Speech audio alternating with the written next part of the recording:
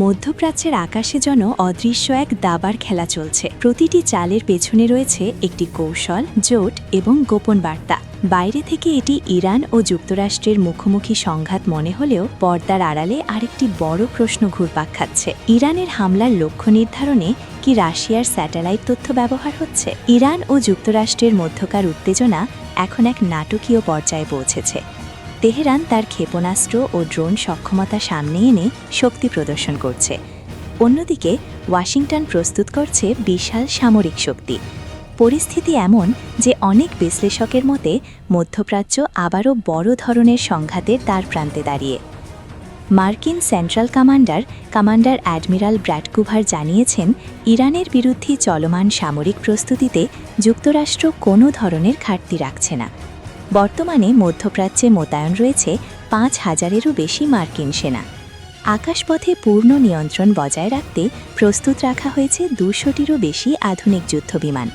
একই সঙ্গে সমুদ্রপথে ইরানের দিকে অগ্রসর হচ্ছে দুটি শক্তিশালী এয়ারক্রাফট ক্যারিয়ার স্ট্রাইক গ্রুপ।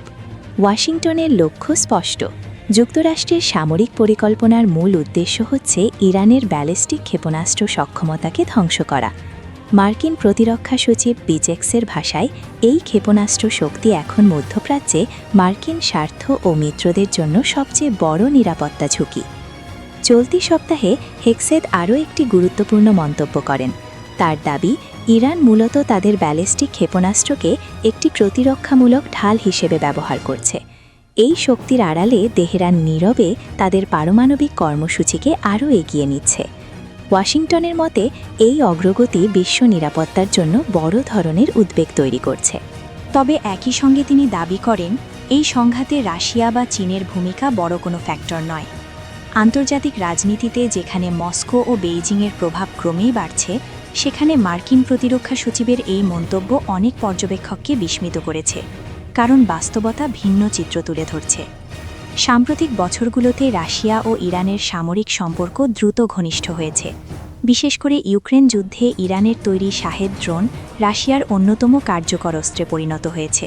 পাশাপাশি স্বল্প পাল্লার ব্যালিস্টিক ক্ষেপণাস্ত্র সরবরাহ নিয়েও দুই দেশের সহযোগিতার কথা বিভিন্ন আন্তর্জাতিক প্রতিবেদনে উঠে এসেছে। এই সামরিক সহযোগিতার পরিধি আরও বিস্তৃত। জানা গেছে, রাশিয়ার অভ্যন্তরে ইরানের নকশা অনুযায়ী ড্রোন তৈরির একটি বড় কারখানা গড়ে তুলতে তেহরান প্রযুক্তিগত সহায়তা দিয়েছে। ফলে ইরানের সামরিক প্রযুক্তি এখন সরাসরি রাশিয়ার মাটিতে উৎপাদিত হচ্ছে। এই প্রেক্ষাপটেই নতুন একটি প্রশ্ন সামনে এসেছে। কিছু পশ্চিমা বিশ্লেষক ধারণা করছেন, ইরানের সাম্প্রতিক কিছু হামলার লক্ষ্য নির্ধারণে রাশিয়ার স্যাটেলাইট নজরদারি তথ্য ভূমিকা রাখতে পারে। যদিও এই বিষয়ে কোনো পক্ষই আনুষ্ঠানিকভাবে কিছু স্বীকার করেনি, তবুও এই সম্ভাবনা যুক্তরাষ্ট্রের জন্য নতুন উদ্বেগ তৈরি করেছে। কারণ যদি রাশিয়ার উন্নত স্যাটেলাইট নজরদারি সক্ষমতা ইরানের হাতে পৌঁছে যায়, তাহলে মধ্যপ্রাচ্যের সামরিক ভারসাম্যে বড় পরিবর্তন ঘটতে পারে। এদিকে যুক্তরাষ্ট্র তার সামরিক উপস্থিতি আরও জোরদার করে পরিস্থিতির ওপর পূর্ণ নিয়ন্ত্রণ বজায় রাখার চেষ্টা করছে।